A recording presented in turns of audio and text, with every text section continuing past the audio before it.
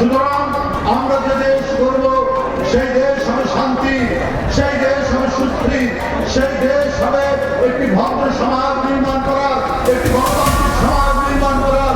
সেই সমাজে যে কেউ মুক্তভাবে কথা বলবে, প্রত্যেকের কণ্ঠে স্বাধীনতা থাকবে, প্রত্যেকের নিজের মতামত প্রকাশ করার স্বাধীনতা থাকবে, তার চলাচলের স্বাধীনতা থাকবে।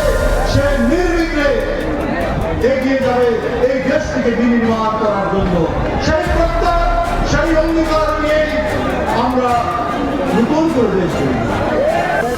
এখন হঠাৎ করে কোন রাজনৈতিক দল অনেক কথা বলছেন পিয়ার পদ্ধতি। ভাই, পিয়ার পদ্ধতি কি? কোন জনগণ বলতে পারবে?